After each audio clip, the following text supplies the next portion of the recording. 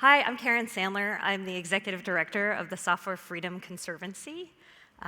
We are a US-based organization, and we're dedicated to all things software freedom, and I'm going to tell you all about that. Does anyone know what this slide is? Oh, yes. Just shout it out. Yep, Carina Nebula. Yeah. I just chose this because, well, I love it, obviously, but I was sort of thinking about origins, right? And I'm going to tell you my origin story in open source and free software. And all of you are here on your own journey, and just because you are here, you are already a star. You are already so clueful. You know so much, and I was so excited to see so many hands go up for this being their first Postgres conference. It's truly amazing. If it is your first time at a conference like this, definitely don't be shy. Feel free to just talk to random people. And I know in Magnus's introduction, he said, hopefully you won't have a bad time. If you are having a bad time, reach out to somebody. Just tell, I'll be around all day. It's the kind of thing, it really helps. And anyway, we should all hear each other's origin stories and how we got to be part of this special community. So my origin story is a bit odd. I have a big heart. I literally have a big heart. My heart is 3 times the size of a normal person's heart. It's a heart condition called hypertrophic cardiomyopathy. And it used to describe it as being very, very rare, but now it turns out it's much more common than people had thought. And it's totally fine, except I'm at a very high risk of suddenly dying, and sudden death is what doctors call it. Because this is especially risky for young people, and it's a heart condition I was born with, I was prescribed a pacemaker defibrillator.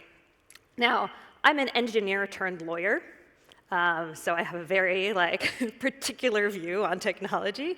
And when I found out that I had to get a pacemaker defibrillator, the first thing I did was start asking questions about what the software on that device was.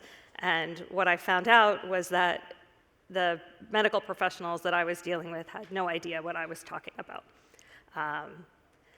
So I started doing research into pacemaker defibrillators to see if I could feel comfortable getting one, and it turned out that, of course, it hadn't occurred to me, but these devices often have major problems, and I was astounded that I was not able to see the source code that would be in my own body.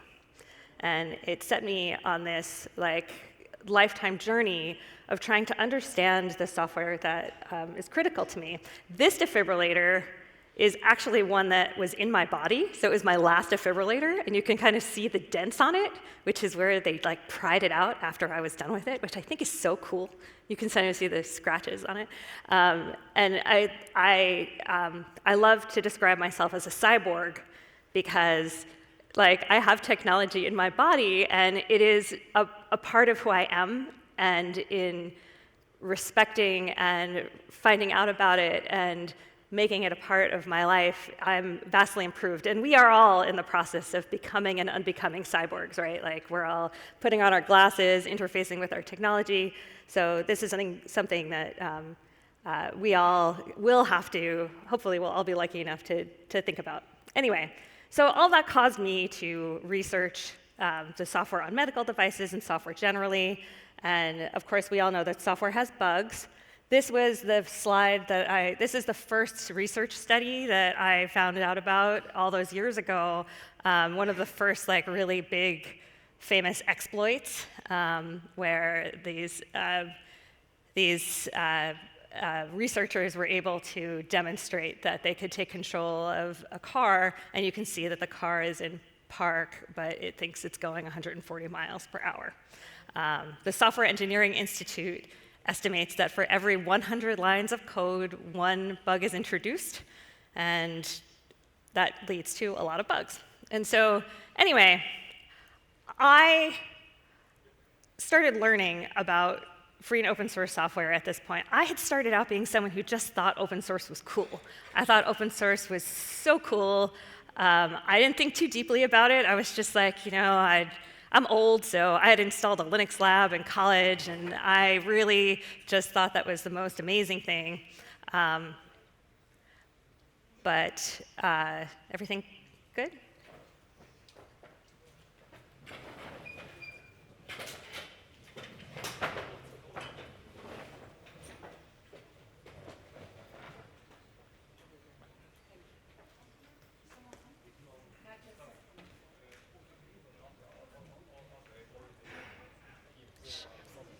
Oh my goodness. Okay, should I continue or take a break? I'll continue, okay, while someone gets medical attention. Well, it's funny to be talking about health issues while someone is having a health issue, but this is life, right? And the software we use is integrated in our lives. Anyway, so I started researching like the fundamentals of open source software. It was something that I'd been peripherally involved in, but I didn't know. I hadn't really thought deeply about what the rationale was or why it was important. And so I was introduced to the 4 freedoms that were written by Richard Stallman and the Free Software Foundation. The 0th one to use the software was added later, but the 4 freedoms are a basic. Raise your hand if you've heard of the 4 freedoms. Just wondering. So, okay, it's only like, I'd say less than 1/10 of the people here who have heard about this, so this is really exciting. I'm so glad. So the 4 freedoms, which came before any other definitions of what free and open source software might be, was that you be able to use software, that you be able to study it, that you be able to make changes to it and improve it, that you can redistribute the software, so share it with anyone you want, and then also that you're able to share the modified versions of that software.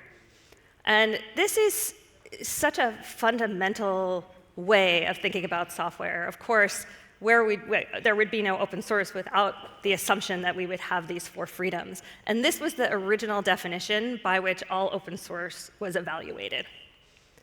And as I learned about this, and I thought about the underpinnings, for me, it was really about auditability at that point, right? Like, I was horrified that there could be software in my body and that I couldn't see it.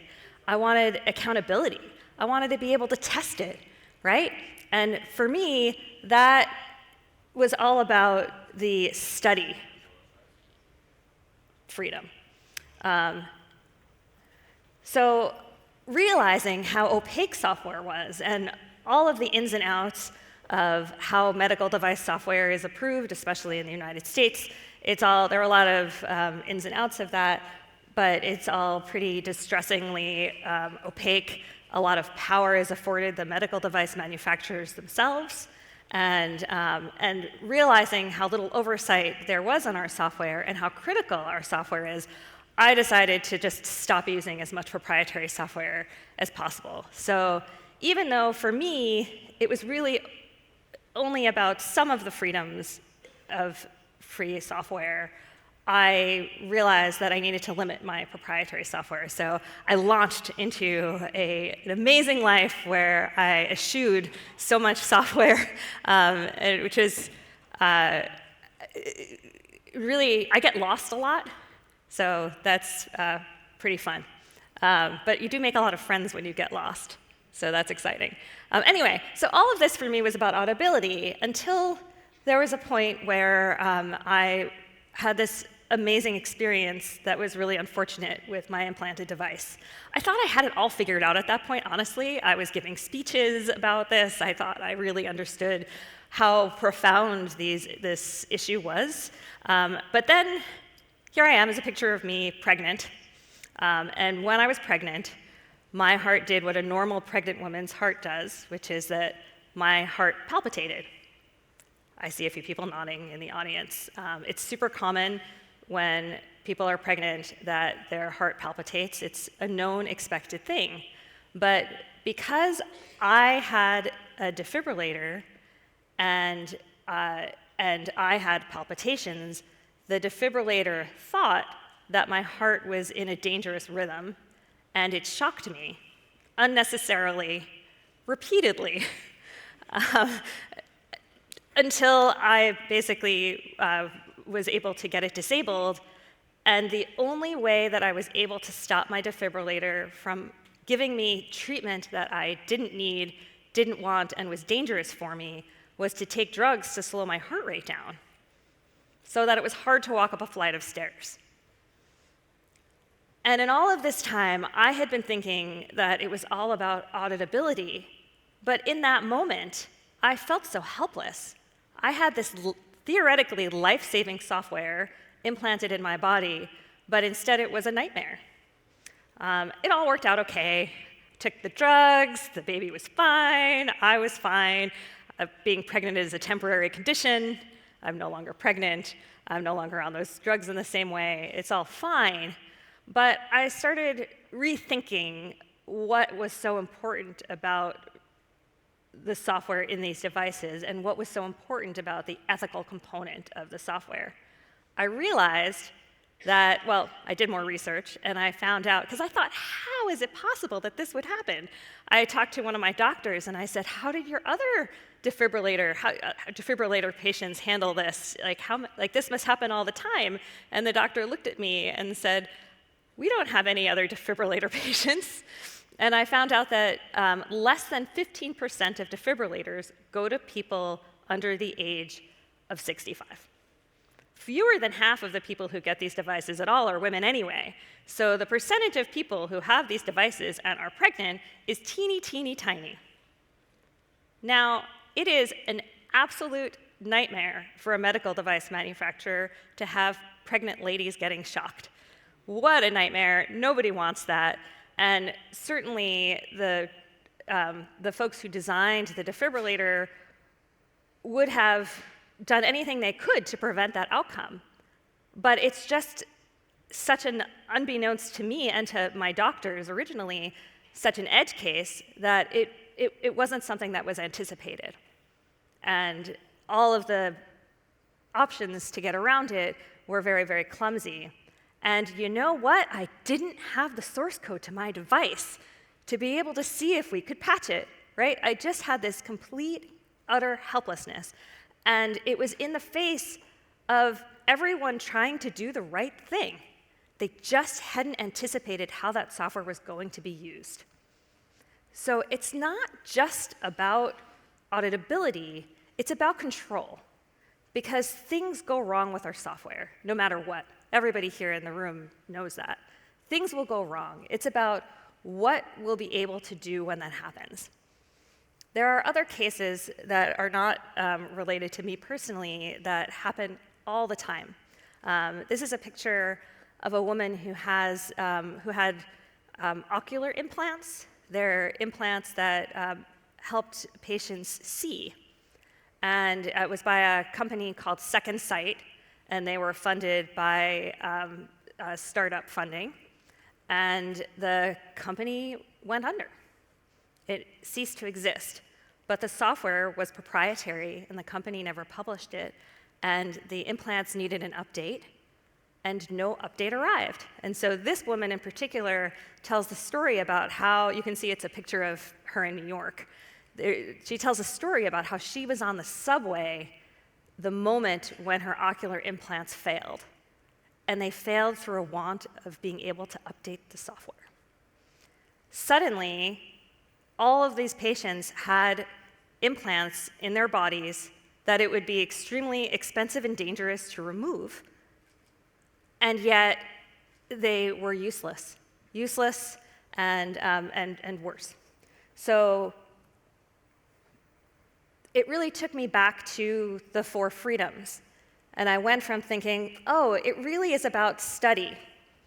And instead, it made me think it's really about modify and share modified versions.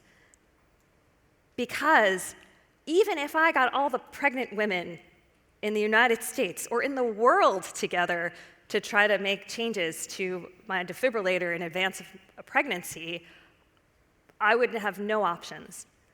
Even if I wanted to work with particular medical professionals to try to change the operation of my medical device, I would be out of luck. So because of this, I became really interested in copyleft. Raise your hand if you do not know what copyleft is. Who has not heard about copyleft? Like a third of the audience, I would say. This is also very exciting. Copyleft is, it's about software licensing. So software is governed by copyright, which in many ways is deeply unfortunate. But software is governed by copyright. And free and open source software works under licensing. So you get all of those 4 freedoms, and you get all of the ability to do all of the great things that are a part of open source because the developers grant permissions to use the copyrights in their work. And they do this through different kinds of licenses. Postgres' license is what we call permissive or non-copyleft.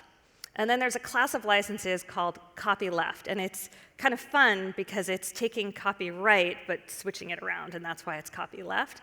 And so it's using the monopolistic grant of copyright, but for sharing instead of keeping it closed and preventing people from using them. And so copyleft is very interesting because copyleft licensing, well, so non-copyleft licensing says you can do whatever you want with this software, but you just have to give credit for whoever wrote it, right? You can use it in proprietary versions, you can do whatever you want with it. Copylefted software says you can do whatever you want with this software, but if you distribute it, it has to be under the same license. If you make changes and distribute it, it also has to be under the same license. And so for copyleft, there's this ever-growing body of software that remains under the license. Some of the most common licenses, so the most popular license is the GPL, the General Public License, and it has requirements for installation as well involved with that.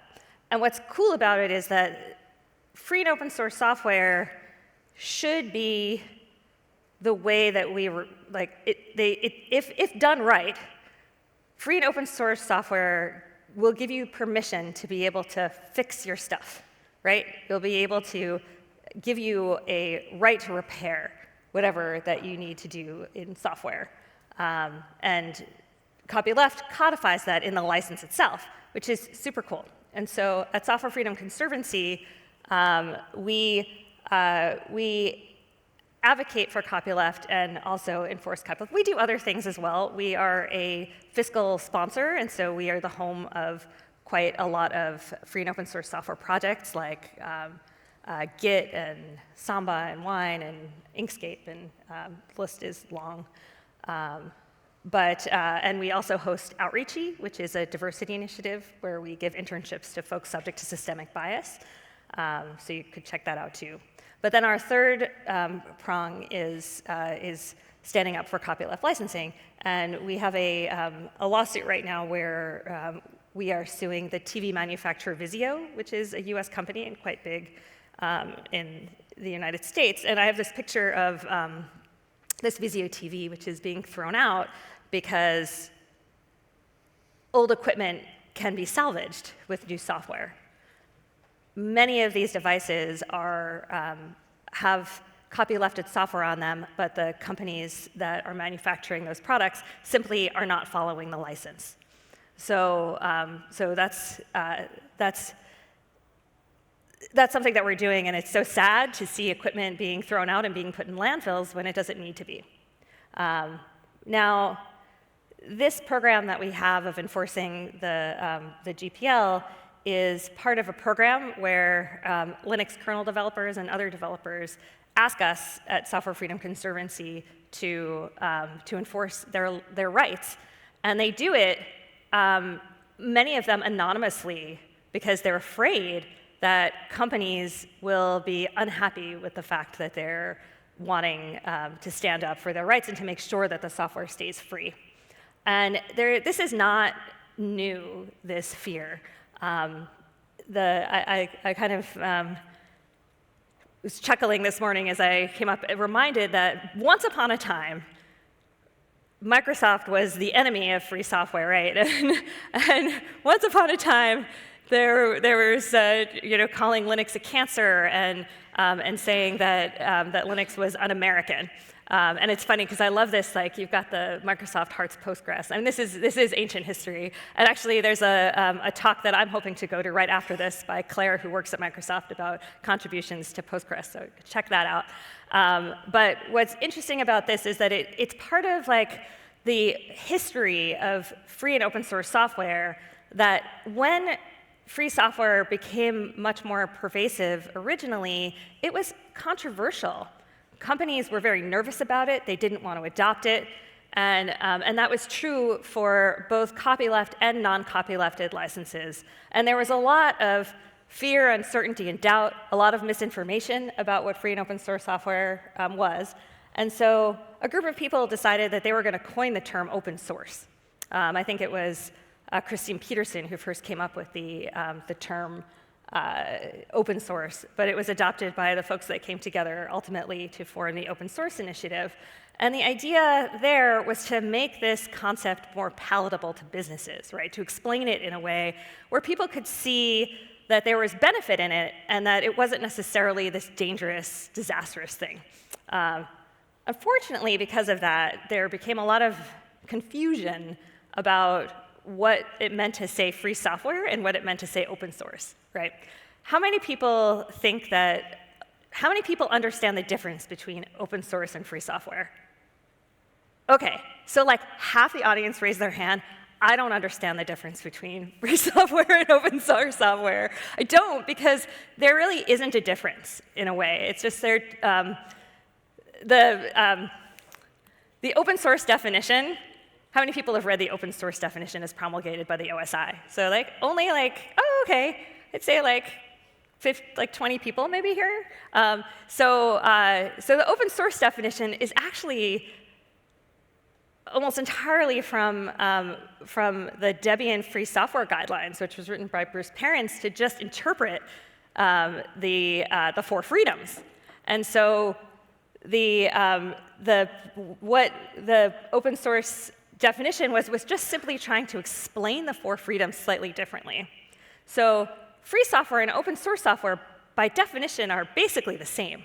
Some people insist on using free software because they want to make sure that you understand they're talking about freedom. And some people want to distance themselves from what they see as like a more political system. Some people, however, use free software to refer to copylefted software. And some people use open source to describe non-copylefted permissive software, but both definitions, the open source definition and the free software definition, include both. So by both metrics, there really isn't an opposition. And I think that what's been so confusing, and mind you, both terms are wholly inadequate, right? Like, in terms of just their plain meaning. Like, if something is open, it means you can probably see it, but it doesn't mean that you can modify it, right? But if you can't modify it, then you obviously know it's not open source, right? And if it's free software, it means you're not paying for it. But wait, actually, everybody knows that free software isn't about free as in price, it's about free as in freedom. So neither term is perfect, and yet we have this kind of opposition. And I would say, like, generally, the term open source has won. Everybody here has heard the term open source. I mean, raise your hand if you haven't really talked about the term free software before, but you obviously know open source because you're here. So yeah, a few people have never even heard the term free software before they came here, and that's not terribly surprising because open source is won. But when we think of open source, we don't always think about the underlying why or what, right? We think open source means that we can work together to collaborate on a code base, right? That our software is going to be able to be customized, that we're all going to be able to have that auditability that was so important to me when I first got started, right? We're going to be able to really look at the code base and study it, that it's going to be secure and reliable, although nothing in the definition promises that. That you'll have independence from corporate actors, right? With free and open source software, you don't have to wait for a company to first admit there's a problem and then make a change to a problem. You have that ability just because of the license itself, so it's a right. And there's this great community here where, and this springs up because of the collaborative model. And that's very particular and distinctive of open source software. And people try to replicate it in inner source and other things, but it's never quite the same. And then, of course, you can't beat the price, right? And these are all the things that we think of as being a part of open source. But those things are more like, it's Software Freedom Conservancy, our logo is a tree. And our logo is a tree because we love the nature metaphor, where our member projects and all the work we do are under our shady umbrella. And if you look at our logo, it's a binary tree, a binary tree in a tree. Which is a little funny, but I do love the tree metaphor and our 3 branches of our activities. But I like to think of the different parts of open source and the benefits that we have as really just these shady offshoots, these branches, where we have these benefits, the fruit, everything that comes from the tree, but it all comes from the center. It all comes from the trunk. The trunk is the center, and the trunk here is our 4 freedoms. Right? We would not have any of those benefits if we didn't have the fundamental rights. Being able to have that collaborative model only happens because they are assured by these 4 freedoms. If we don't have these freedoms, then many of the things that we count on in free and open source software just disappear. And we've seen that in communities where the license is fractured, where the community forks off, and where code bases get closed off going forward. And so to really beat this metaphor into the ground, at its root, the fundamental freedoms are what allows this kind of collaboration to take place. And so making sure that we are tending to that freedom is really important. And for copylefted software, those freedoms are baked into the license. You don't need anything else, because the license forces you to go out there and share your changes. The license forces you to tell people that you're using free and open source software and to share that code. Right? But in non-copylefted software and permissive licensed software, we don't have that. And what we have is something quite different, because the incentives that are motivating that sharing can be similar, but they have to be motivated of their own accord. And those pressures are often social and business. And by making sure that we understand how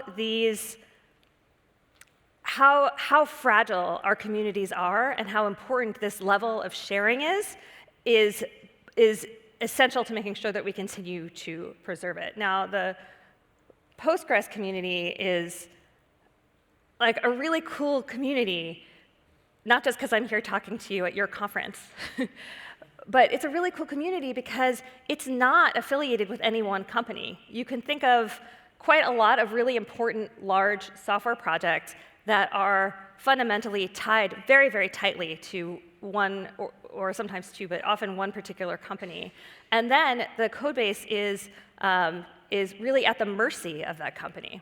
I highly recommend a talk by Keith Packard. Keith used to be one of the original X developers. He's really amazing. But he used to be adamantly anti-copyleft, but after having had his code base proprietarized and taken out of his reach repeatedly, he is now very adamantly for copyleft over time. But again, it doesn't need to be copyleft to have a vibrant community, because we can have things like social pressure, right? We have social expectations. When companies come in and developers come in, we have expectations for how we contribute with each other. There are benefits to being able to have a level playing field, but there needs to be a really active stewardship of those communities, or otherwise that can tilt and you can lose that. Martin Fink, who used to be the CTO of Hewlett-Packard Enterprise, the HPE side, gave a talk that was amazing about how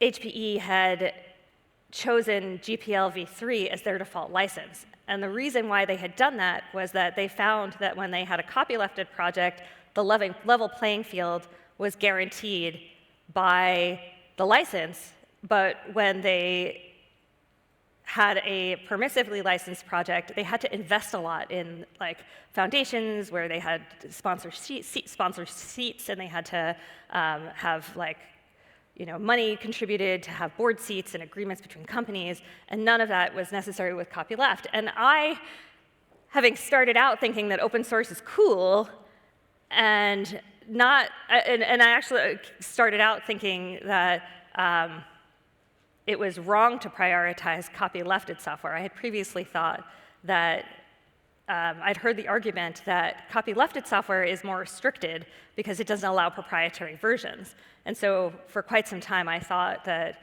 I understood the ideological drive from both camps, but over time, I see how much work it is to be able to ensure a non-copylefted community, and it's extremely impressive when it is successful. Another example that we had at Software Freedom Conservancy is the Godot game engine, for example. And when they came in, we thought, oh, this isn't copylefted. We'll see how long this lasts. But because the community was clear about their values and clear about the ways that you contribute in the community, it stayed. It's become a really vibrant project with a lot of different participation. Anyway, I'm really excited to be able to talk to you here, in part because Postgres is such an exceptional community where there's such, there's so much collaboration. But the state of our software is really, really fragile. I mean, I talked about my heart condition and my defibrillator, and my defibrillator is really a metaphor for the software that we rely on. You could substitute medical software for any other software. And so pretty much at the end of every talk towards the end of the talk, I put up the most recent vulnerability or exploit that has happened, and this made me smile when I saw that the Oracle 0-day was just, it doesn't make me smile when there's any kind of security vulnerability and when people's personal information is compromised. That's not funny at all. But all of our software is extremely vulnerable, and it's impossible to know what is critical and what is not critical. All of our software works in concert with each other, and it's extremely likely that our software will be exploited in some way or inadequate because our use case has not been tested. We have software that we're using that has been around for a long time. There's software on devices that my defibrillator that I have now, it had when it was implanted, the life cycle was estimated to be 17 years. What a different world it will be when I got to the end of I hate to say the end of life, but the end of life of my device, right? Much of our software is being deployed for longer periods of time where we aren't anticipating its ultimate use. And without our four freedoms, without the software freedom, we don't know that we're going to be able to have the tools to make repairs when that time comes.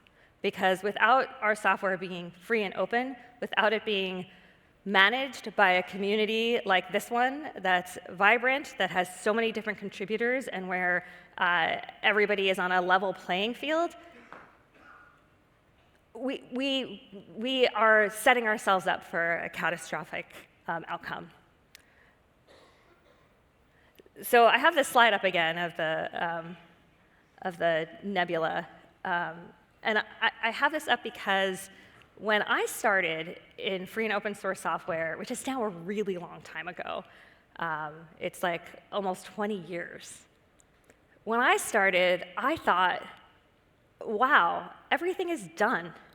Like, I wish I had been involved 5 years ago or 10 years ago, because so much was happening, and it was so important, and now I'm coming in after it's all done.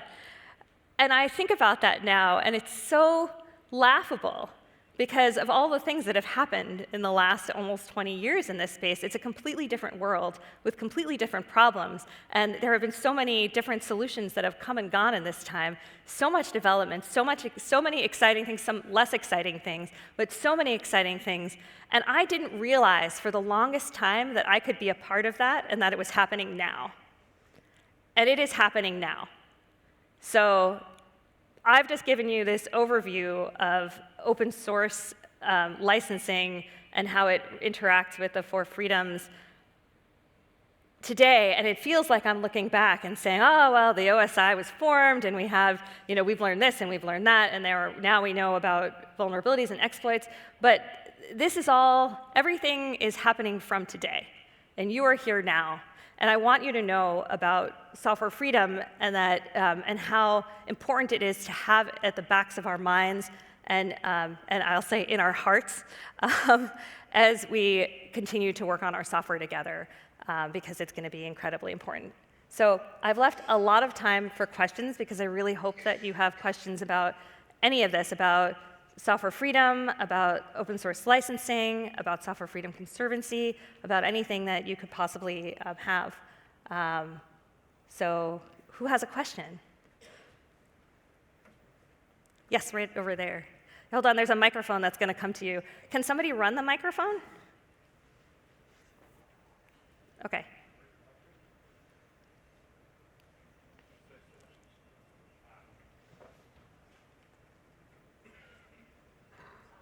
Mohammed.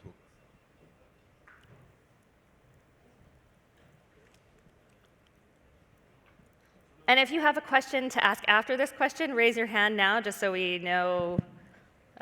We'll go with the mic to you in a minute. Okay. OK. You were talking about the developer of X. What do you mean? X Windows or Twitter? Like X Consortium, X Windows. Right. Oh, not Twitter. No. Oh my goodness. Yes, good question. No, I didn't mean Twitter. But it's been really interesting to watch some of the Twitter technologies that have been open source, and to see how they've evolved. So, who else has right over there is a question? Back there and then up here. This one's close. OK, and then someone back there too. So if you were starting a new open source project today, what would be your choice of license, do you think? Oh, well, without a doubt, I would choose a strong copyleft license. I would choose a strong copyleft license because I want to make sure that the work that I'm doing today is available in the future, and I want to make sure that that we all can, you need to develop your license based on what you're trying to accomplish. And there's no one immediate right answer.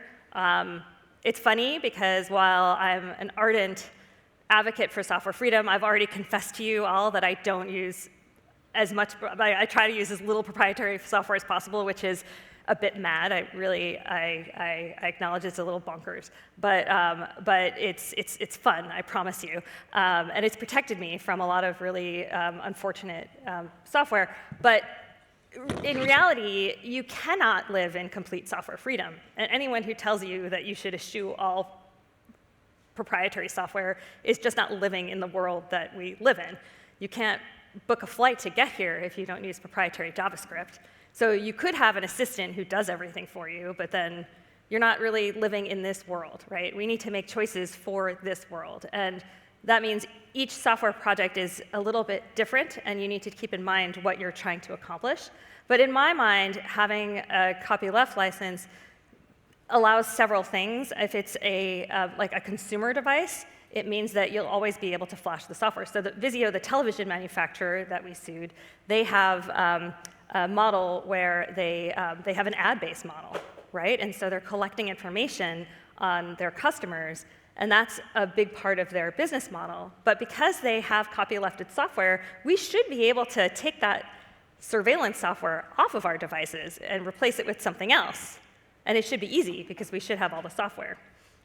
They're violating the license, so it's not working fully, but that's the reason why we're bringing the lawsuit. We're bringing the lawsuit so that all consumers will have the right to be able to insist upon their right to repair and their right to replace the software. So I would say, like, it's really important to consider, the absolute worst case and long-term scenarios for your software. And it's tempting to make the short-term decision of using non-copyleft, because that idea that more people will adopt it faster is very seductive. But it often means that you have to work so much harder at your community. So I think there's another question back there. I looked up the license, and I clicked to I thought it was BSD, about Postgres. The Postgres license was BSD, but it says it is Postgres, and there's a typo in the license. I wanted to address this to all people in order to avoid bureaucracy afterwards, searching who is in charge of the license. Because in the copyright note, it says organization with Z, whereas lower in the text, in the 2 paragraphs, it's with S, organization. It's opensource.org /license/PostgreSQL. So organization is spelled differently in English and American English. But it's in the same text. The variable is defined as organization, and lower. So there's this cool legal theory called Scrivener's error. So it's this idea that you have, if you have a legal document and it's obvious what the meaning is, but there's just like whoever wrote it made some tiny mistake, but all the parties knew what it meant, it's not operable. So it means that the legal text, well, again, I'm a lawyer, but only in the US, and I'm only admitted to practice in New York, and I'm not your lawyer. But this concept means that generally, if you have a typo in a license, it's not a big deal. You want to catch those typos, but it's definitely not something to worry about.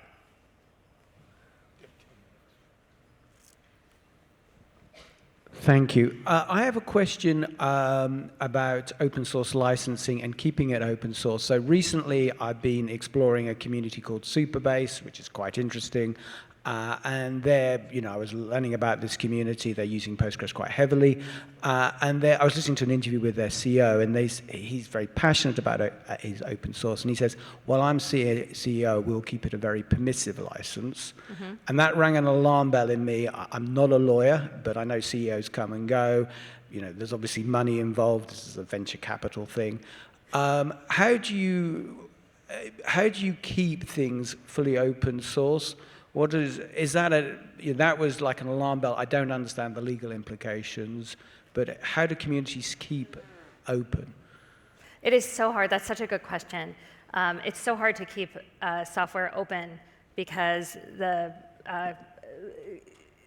companies have their short-term financial pressures, right? They have their quarterly results to look after, and in particular, startups are often pressured to hold on to as much intellectual property as they can so that they can put together a decent portfolio for a sale. But the truth is that that's one of the major vulnerabilities of these business models, where we have startups that come, that develop a user base, that develop a niche because they solve a problem, and they're VC funded, or they're making initial steps to get adoption. And then over time, once they have a critical user base, they're looking to sell or they're looking to pivot. And the thing that they were doing before so well that people came to rely on is no longer what they intend to do anymore. And the new investors and the new owners have a different idea. We've all seen that in terms of all different technology companies that we've seen. I like to use the example of Uber, for example, where in most cities, Uber came in and they were subsidized by their investors, and so they had such cheap prices. And in many cities, it put out the taxi drivers and all the local car service infrastructure. And then later, the prices of Uber came up, and now, at least in New York, where I live, Uber prices are much more expensive than the taxis, but people don't, the taxi industry has taken such a hit that now everything is pulled up. And this is true in many, many different industries. And so often, CEOs and founders are split in what they're trying to accomplish. Often they have a real vision for what they're trying to do, and they believe in it, and they want to accomplish that thing, but also they want to make a lot of money at the same time. And so they're willing sometimes to make those compromises. But startups that commit to copyleft funding, and I like to use Nextcloud, or originally OwnCloud, as an example of this, and they're European-based, where because they were able to use a strong copyleft license, they use the Affero GPL, the AGPL. Because they used that when they were very unhappy with the direction that their investors were taking the company, they were able to fork their own software, and they were able to form a new company. And that means that the CEOs with vision can continue that vision. And it really holds the investors to the fundamental mission that the company was trying to accomplish in the first place. So there are real advantages for going with a copyleft license. It's just you have to sort of think long term. And then I would say the other thing is that businesses often really overestimate the amount of money that that proprietarization brings to them. Often that only comes at a shakedown price, right? And it sours customers. So for example, like Oracle has been in that kind of zone. And that's not the kind of good business that breeds healthy relationship with customers. And eventually, while you can make it very hard for customers to switch, ultimately they will if they have a choice. So, yeah, here's a question. Another question here. Do we have time still? I think we have 5 minutes. Sorry, one question. So, are you in any way related to the FSF? I don't know where you are exactly. I'm here in the middle. Aha! Am I related to the FSF? Yes. No. So I'm at Software Freedom Conservancy. I used to do pro bono legal work for the FSF, but I haven't in a while. How are they different, really? They're just totally different organizations. They have different staff, and we have different goals. Software Freedom Conservancy is very pragmatic. We look for things that we can do that will move the needle toward software freedom immediately. We look for things that are like programmatic activities where we can do right away. We are more focused on that than necessarily promulgating philosophy. And we also are, in contrast, in contrast, we really understand that there are times when people must use proprietary software. So there are some small philosophical differences between the organizations, but really we're just focused on different things.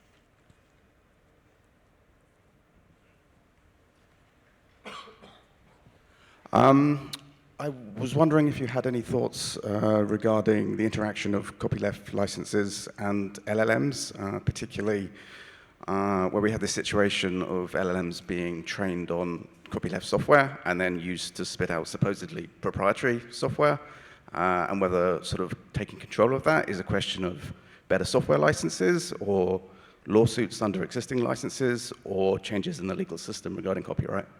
Yeah, it's so interesting. I did actually have an LLM section in this talk originally, and then I thought it was a little complicated, so I took it out. But it's interesting to see how the industry is changing so much in the way that people develop software based on LLMs in a relatively short period of time.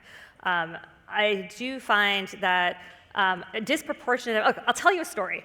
So we got the weirdest voicemail at SFC, at Software Freedom Conservancy, where somebody left us a message on our general voice mailbox that said, "Hey, y'all, I don't know who y'all are, Software Freedom Conservatory, or I don't remember, he just said something. He clearly didn't understand who we were.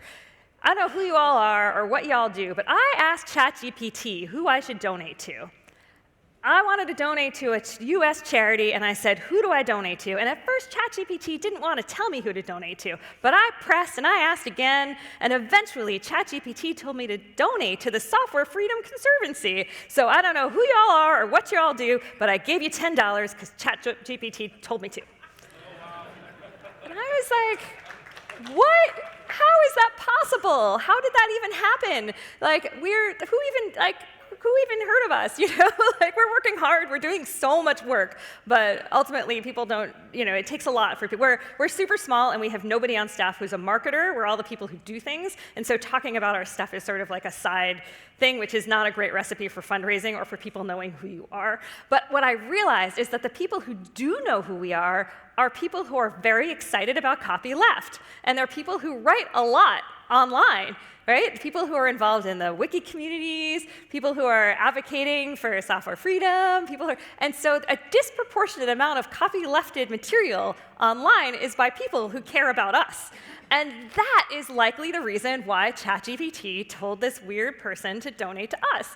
It's not because we're so famous, it's not because we have this huge impact, but because a huge portion of the material that's being pulled into the training set is copylefted. And so it really does give pause, right? So much work by so many developers have gone into like this critical internet infrastructure and licensed freely so that it could be used by anyone at any time for forever. And all of that training data is going into these LLMs where it's kind of like a copyleft washing machine. So the LLMs are able to use that material, and I wouldn't mind. I think it would be incredibly awesome if the output of these LLMs were licensed copyleft, but of course they are not. These companies have sidestepped the question by saying that the users can take it under no copyright, and there's questions in the copyright community in the United States and elsewhere about whether that's legitimate or not. And so as you referenced, there's like a number of court cases going through the courts where folks are able to demonstrate that their material is reproduced or at least heavily inspiring the material that's coming out of these LLMs. And so, you know, the free software perspective on LLMs is so torn. On the one hand, yay, less copyright, more collaboration, more software we can use. This is wonderful. And on the other side, oh no. Like, we now have created all this material that is just going to create a huge body of proprietary software that we are never going to have access to. And where is that going to leave us? So I don't have a great answer for it. I mean, it's interesting. We were asked to be the lead plaintiff in a lawsuit to go after one of these LLMs, but we declined because it was clear that the lawyers wanted to monetize the they were really looking for a payout, and we really wanted to do it on the principle. We wanted to make sure that everyone had access to the software. Anyway, my time is up.